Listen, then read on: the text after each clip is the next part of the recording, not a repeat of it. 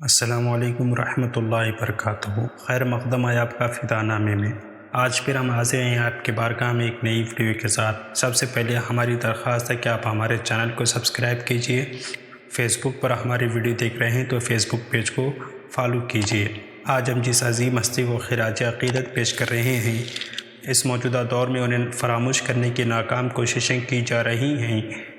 تاریخ دانوں نے کبھی ان کے ساتھ انصاف نہیں کیا۔ اہل وطن نے جن کی قربانیوں کو پامال کیا، جن کا خون جنگ آزادی میں شامل ہے، جنہیں دنیا علامہ فضل خیر آبادی علیہ رحمت رضوان کے نام سے جانتی ہے، مجاہد اعظم جنگ آزادی ہند 1857 علامہ فضل خیر آبادی شہید بن مولانا فضل امام خیر آبادی مسلم رہنمائے جنگ علماء اہل سنت میں سے تھے۔ فضل حق خیر آبادی 1857 کی جنگ آزادی کے روح رواں تھے۔ وہ ایک فلسفی تھے، ایک شاعر تھے، ایک مذہبی عالم تھے، لیکن ان کی شہرت کی بنیادی وجہ ہندوستان کے جنگ آزادی میں انگریز قبضہ آوروں کے خلاف جہاد کا فتویٰ بنا۔ علامہ فضل خیر آبادی 1757 عیسوی کو خیر آباد کے علاقے میں پیدا ہوئے۔ اعلیٰ تعلیم حاصل کی، منطق و فلسفہ کی دنیا میں اتھارٹی تسلیم کیے گئے، کئی تصانیف چھوڑی، بہادر شاہ ظفر کے ساتھ ہندوستان کو انگریزوں سے آزاد کرانے کی جان توڑ محنت کی، عشق و محبت رسول پر کتابیں لکھی، قوانین سازی کی۔ فضل خیر آبادی لکھنؤ میں ایک قاضی القضات تھے۔ انگریزوں کے جاسوس گوری شنکر نے لکھا ہے، 1857 کی رپورٹ میں لکھا ہے کہ مولوی فضل حق جب سے دہلی آیا ہے، شہریوں اور فوجوں کو انگریزوں کے خلاف اکسانے میں مصروف ہے۔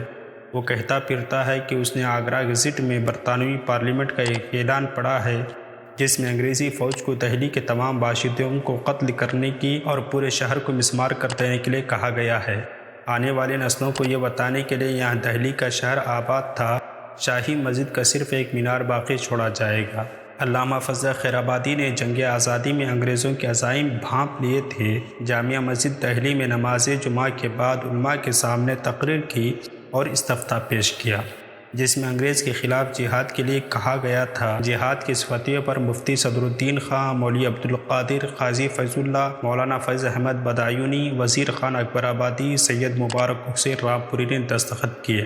اس فتوے کے جاری ہوتے ہی ہندوستان بھر میں قتل و جدل شروع ہو گیا۔ ان علماء کو اس فتوے کے نتائج و عواقب کا ادراک حاصل تھا۔ علامہ فضل خیر آبادی کا جہاد کا فتویٰ جاری کرنا تھا کہ ہندوستان بھر میں انگریز کے خلاف ایک بہت بڑی عظیم لہر دوڑ گئی، اور گلی گلی، قریہ قریہ، کوچہ کوچہ، بستی بستی، شہر شہر وہ قتل و جدال ہوا کہ انگریز حکومت کی بنیادیں ہل گئیں۔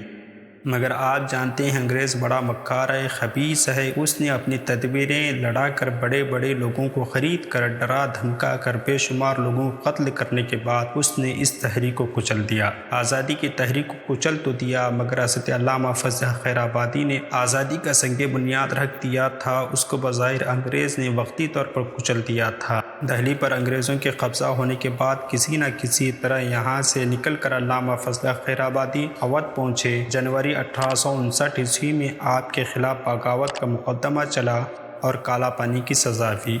آپ نے اپنا مقدمہ خود لڑا اور عدالت میں کہا کہ میں جہاد کا فتویٰ میرا تھا، میرا ہی لکھا ہوا تھا، اور میں آج بھی اس اپنے فتوے پر قائم ہوں۔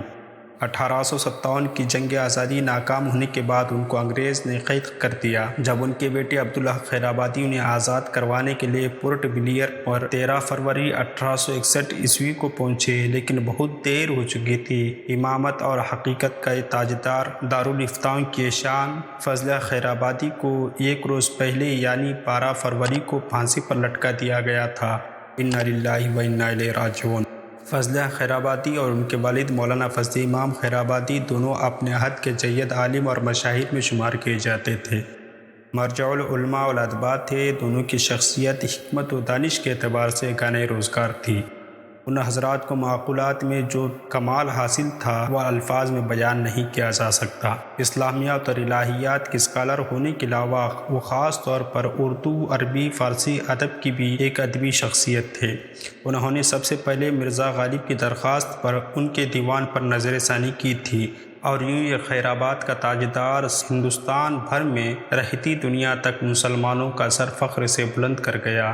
ہمیں کوشش کرنی چاہیے کہ ایسے اکابرین کو یاد رکھا جائے۔ السلام علیکم۔